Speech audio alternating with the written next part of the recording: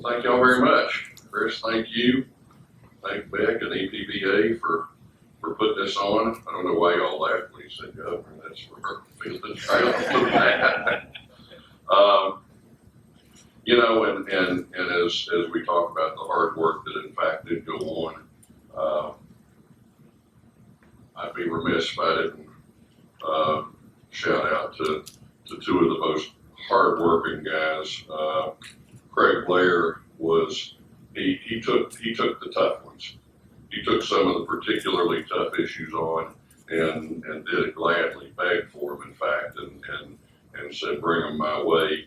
And Charlie Trump, along with his counterpart in the House side, John Schott, worked tirelessly.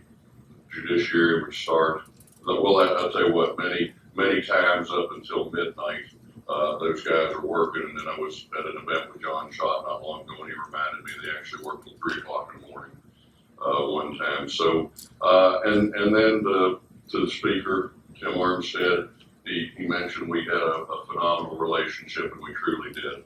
Our questions were, how can we best move forward our beloved state, West Virginia, and not making deals back and forth about, you know, you run this, I'll run this. So it was a very productive session.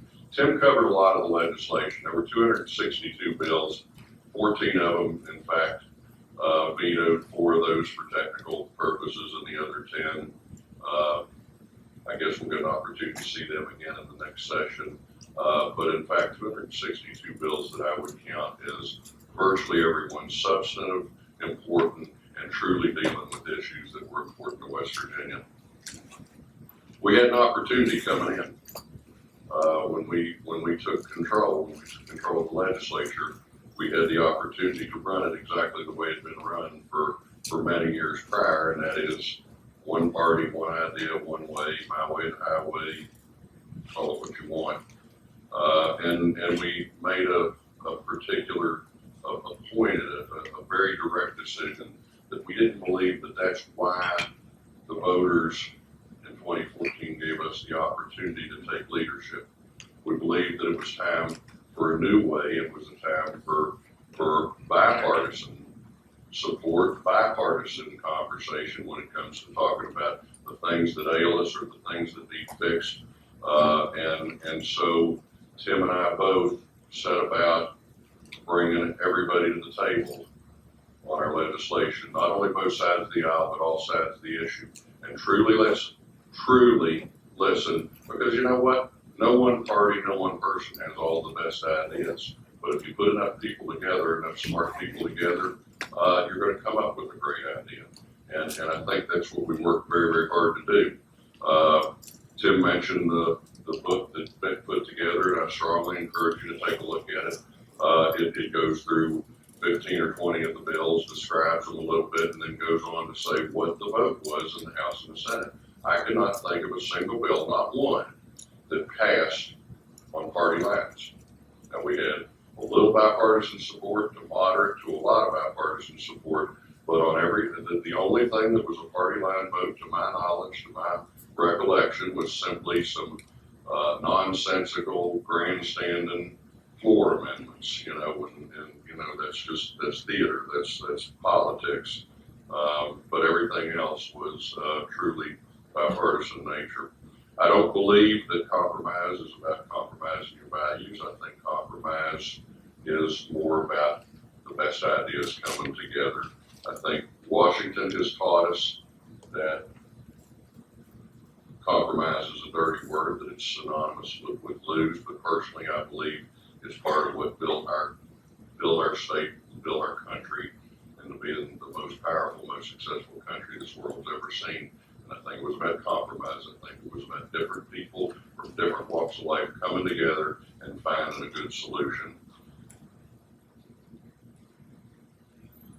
You know, when you come to the Eastern Panhandle, you're quickly reminded that West Virginia is a diverse state. It has lots of regions, lots of people working in different types of jobs.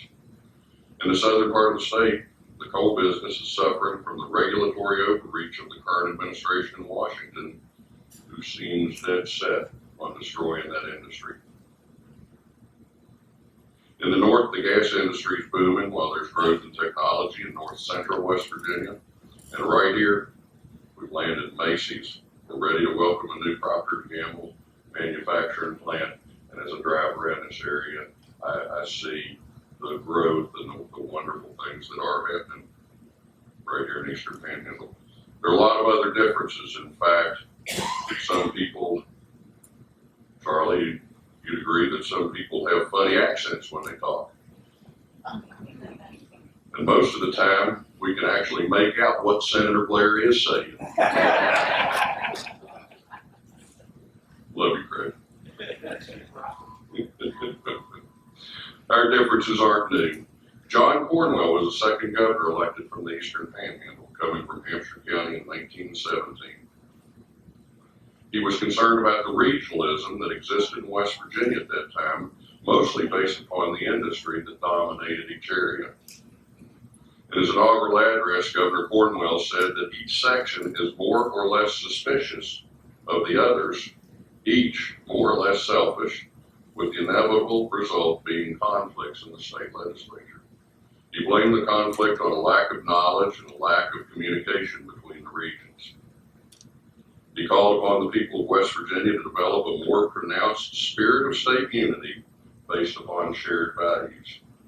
He noted that such a spirit was extremely important if we're going to make this state an attractive place for investments and the best place in the country to live. Today, as West Virginians, we share the same values: faith, family, and freedom, and that if you work hard and do your best, you can still succeed, and that these values do bind us together, from Weird to Welch and from Huntington to Harper's Ferry. We all want the same thing: economic stability that creates good jobs that will allow us to support our families and ensure a safe and prosperous future. When it comes to creating jobs in West Virginia, lots of things are the same. Our tax system, our schools, our regulations, our government in general. Yet places like the Eastern Panhandle are often running while other places are just idling or frankly at a standstill. Here, there are increased infrastructure needs. You need the ability to attract and retain good teachers. You need to be able to respond to the growth that has characterized this area for the last 30 years. In addressing these problems, I have two speeches that I can give today. The first one you've probably heard before. Hi, I'm from Charleston and I'm here to help. I'm so happy that things are going so well in the Eastern Panhandle, and I look forward to you continuing to send your tax dollars to us so that we can spend them as we please. Thank you very much.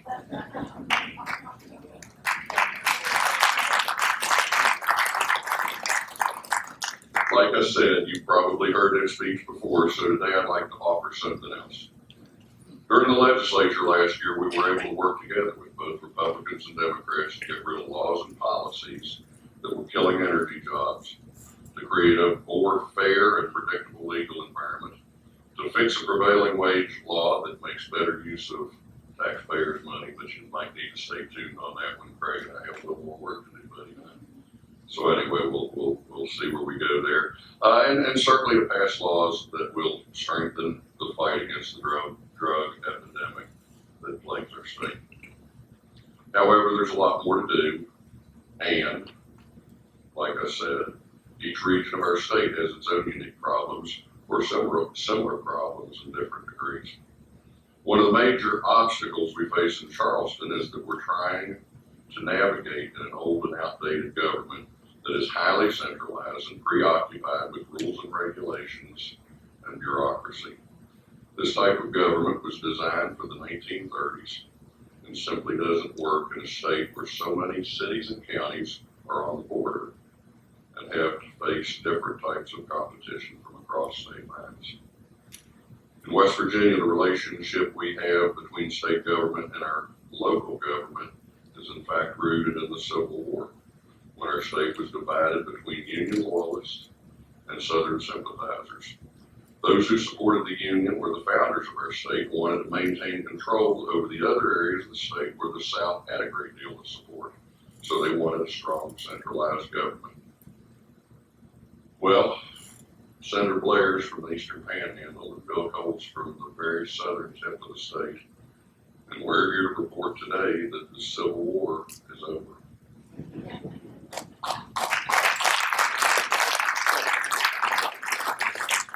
Frankly, it is time that we move forward. Now, I'm a business guy, and when you're in the private sector, you have to compete to keep your head above water. You have to be able to respond quickly to economic and cultural changes. Since the 1980s, businesses have changed. They've decentralized authority, flattened organizational structures, focused on quality, and to getting closer to their customers. Government has not. In West Virginia, Charleston still tries to control everything through regulation and certainly by controlling the money. In fact, it's so obsessed with dictating how things should be done that it ignores the most important thing, that being the results. I'm not going to say that all state government is bad. In a stable environment where the task is relatively simple, the problem universal, every customer wants the same service, and the quality of performance is not critical, a traditional public bureaucracy can still get the job done. But today, when taxpayers demand public services that respond to their particular needs, it is time that government starts living in the future. It's time for West Virginia to begin moving towards a 21st century government that values results over process, competition over monopoly, and yes, local control over centralized control and command. 5,000 years of recorded history supports Thomas Jefferson's famous observation that the government closest to the people serves the people the best. And the reasons are obvious. First, one of the greatest advantages of a decentralized system is its ability to address local issues. State government's obligated to respond to groups from all over West Virginia.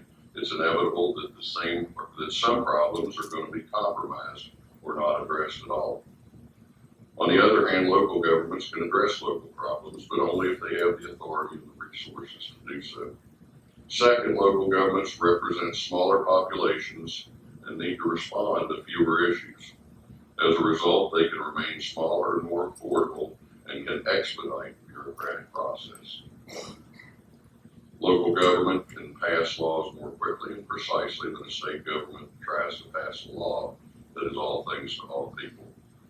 Again, local governments can do this if they have the authority and the resources to do so.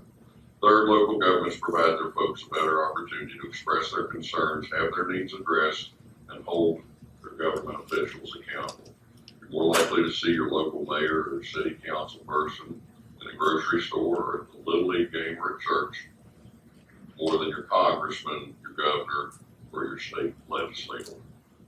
As a result, your local folks are going to be more responsive. Now, I didn't come here today to tell you all the great things that Charleston is doing for you. I came here to say that the time has come for state government to give local government the opportunity to build its own future. When it comes to government touching the everyday lives of people, whether it's police or fire protection or having a playground for your kids or having your garbage picked up, it's our towns and our cities who are on the front lines making life a little more enjoyable. And I know that many times state government can get in the way. I believe that the State Home Rule Board is working hard and it's full of good people. But I also believe that the premise is wrong, that somehow, some way, a person from Bluefield sitting on a panel that meets in Fairmont can decide what's best for the people in Charlestown and vice versa. Instead, I'm here today to offer to work with you to create a relationship between state and local government that will address our mutual problems, allow Eastern Panhandle people to address Eastern Panhandle problems, to create jobs, and to build a better life for the people of West Virginia. Now, you might have heard that I'm running for governor. I promise I'm not going to jump up on the stump, but I'm not going to miss an opportunity like this to maybe jump on the stump just a tiny bit. You can't legislate good or efficient government. We can't pass a law. We could pass a law, but it wouldn't go anywhere. The AG suggested that West Virginia had the highest government per capita in the nation. We in fact do, and yet we're losing population, but we manage to add the state government year in and year out. State government should be a partner to the businesses and the citizens of the state that they're in. Instead, in West Virginia, our state government tends to be an impediment. We tend to get in the way.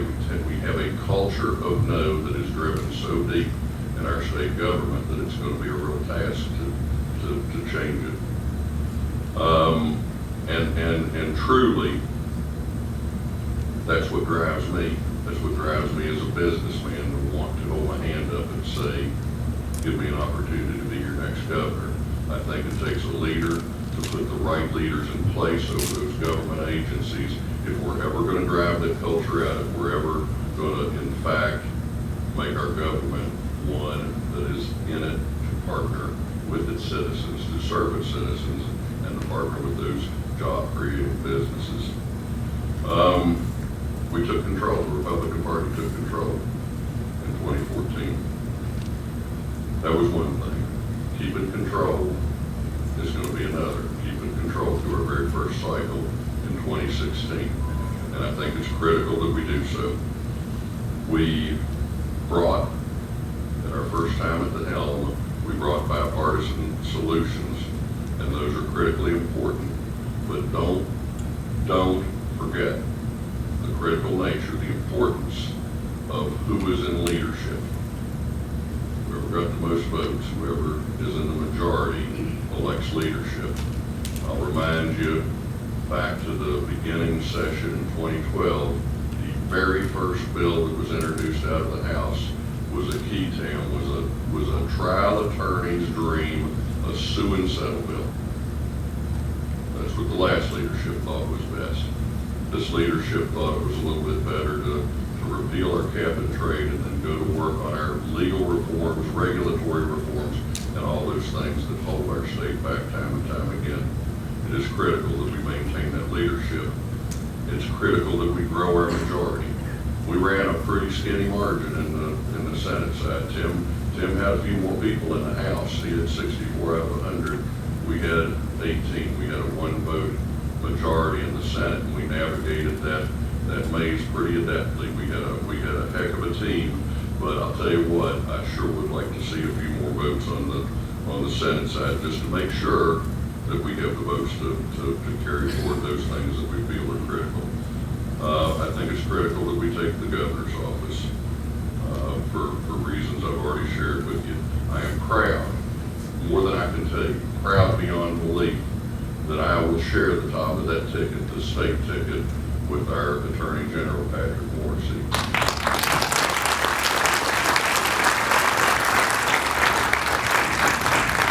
J.B. McCuskey announced yesterday that he's going to run for auditor. There are others in the wings that are going to follow, and I won't preempt their announcements, but stay tuned as we work to fill the whole slate on the constitutional offices, and Attorney General Morrissey and I will work tirelessly to help get those people across the finish line and to help keep our legislature the way it needs to be. West Virginia, folks, is worth fighting for. West Virginia is worth fighting for. Please join me, please join us in being a part of continuing to reshape West